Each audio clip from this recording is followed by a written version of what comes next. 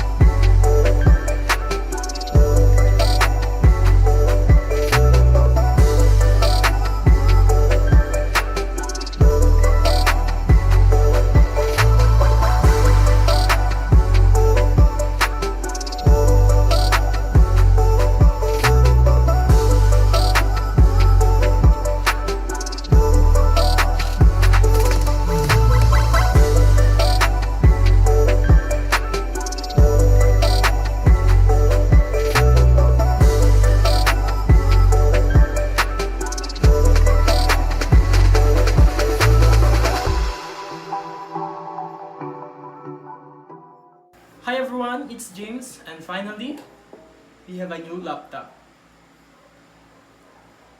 So before we proceed to our story time, I would like to first to thank my parents again, especially my mother, who sponsored this video. Lakas. Ayun, siya yung bigay sa akin ng pera para makabili ng laptop. Also to my father, who supported me sa ganitong expense. So, ayun. So, thank you very much to my parents. And ayun, pag-iighin ko po ang pag-aaral. Hehe. So, sa hindi pa nakakaalam, I am a BS Architecture student. And nasa sophomore year na ako. Bale, second sem na namin ngayon. So, naka-survive tayo ng first sem. Survive naman tayo sa year na yon, sa sem na yon. And I am very proud to myself. Dahil nalagpasan natin yung first sem. Kasi medyo mahirap. Second year na din kasi. And yung subjects or courses is hindi na siya kasing dali. Well, hindi naman talaga madali yung first sem, pero hindi siya much complicated na yung topics and with jobs. Before the quarantine naman, alam naman natin na laptop or tablets are very helpful and highly recommended kung online class yung setup nyo. Like sa akin, online yung setup namin. Online learning kami. And laptop is very handy for us. Pero in the past online classes kasi, ang gamit ko lang is yung phone ko. For the last setup nga, yung phone yung gamit ko. And alam naman natin pag iPhone, ang problema dito kasi yung battery life. Pag nagmo-multitask kasi ako, medyo nahihirapan ako. Kasi nga, ayun, maya-maya lobat na. Habang nag-online class, minsan sobrang init na nung cellphone ko. Kaya kailangan ko muna siyang i-shutdown. And kailangan ko rin naman mag-upgrade kasi sooner or later, kailangan ko na rin gumamit ng mga digital softwares para sa aking mga drafting courses. Like my design. Sa course ko talaga is required na magkamera ng laptop. Siguro hindi pa ngayong sem.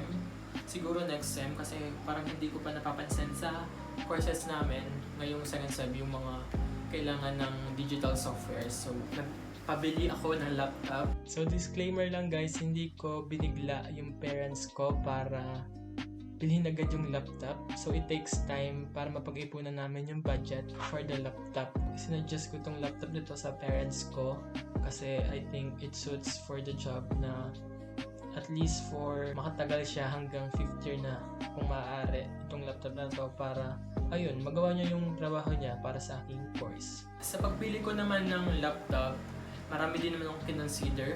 Especially unang-una kung ano ba talagang bibilihin ko, if laptop or PC ba. Sa ganitong setup, like online classes, nasa bahay lang naman, I highly recommend kung PC ang bibilihin nyo or ipapa-set up nyo. Kasi yun nga, kaya mo siyang i-set up kung anong specs ang kailangan mo, na-upgrade mo siya in the long run. Pero kung uwian ka naman, ang setup mo naman is kaya mag-uwian sa face-to-face, di ba? Ayun, dun, sa tingin ko, dun mas maganda kung ang gagawin mo is PC yung pipiliin mo or pipiliin mo. Pero in my case nga kasi, na malayo and nasa boarding house or apartment naman kami dati. So, mas gusto ko kasi yung naiuwi or nadadala yung gadget ko since ayun, medyo mahirap kung minsan hindi ako makaka-uwi. So, I chose the laptop.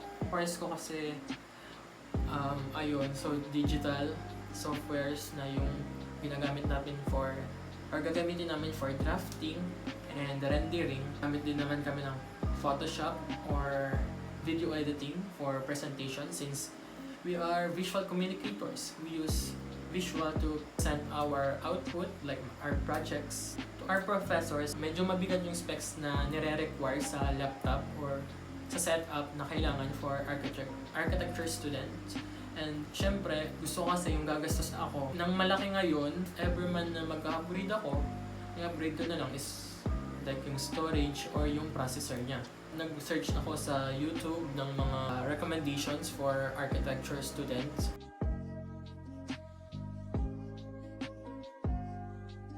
Mas tatagal yung buhay niya sa akin.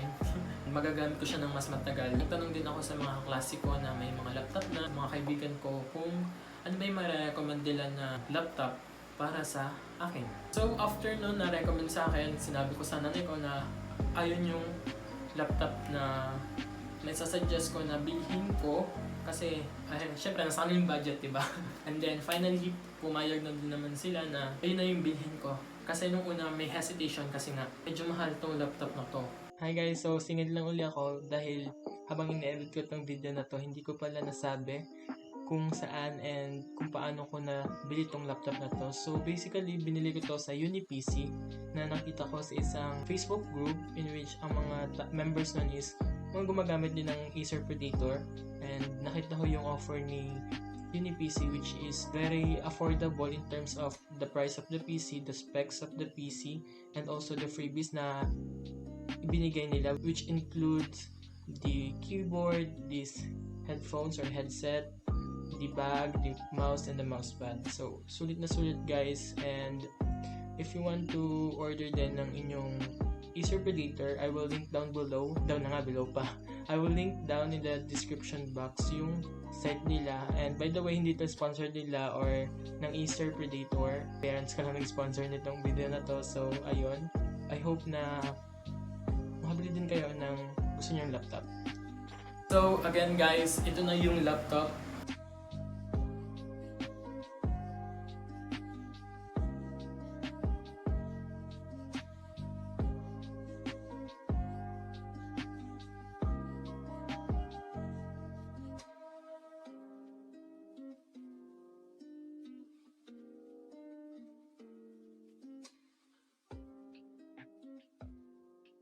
Almost 2 weeks na siguro to sa akin. So far, so good naman siya. Kasi, ayun, naglalaro na rin ako dito. Maganda naman yung performance niya. Nakakapag-edit na rin ako ng content. Natatry ko na rin mag-edit ulit dito since hindi na, matagal-tagal na rin akong hindi nakapag-edit sa laptop. Maganda naman yung performance niya and kaya na naman niyang i-handle yung mga software na ginagamit ko. So hey guys, that's all for today's video. Sana may naibigay ako sa inyo information, most especially to all the architecture student na makakapanood ng vlog na to or ng video na to. If you like this kind of video, joke lang, last na to. Kung nagustuhan nyo yung video na to, hit the like button below. subscribe na rin kayo sa channel for more videos kasi I'm planning to do more videos since makakapag-edit na tayo ng mas matiwasayan, mas maayos, diba? Kung may video suggestions kayo, comment nyo lang yan sa baba and I'll try to make that video. So again, I'm James and I will see you soon. Bye!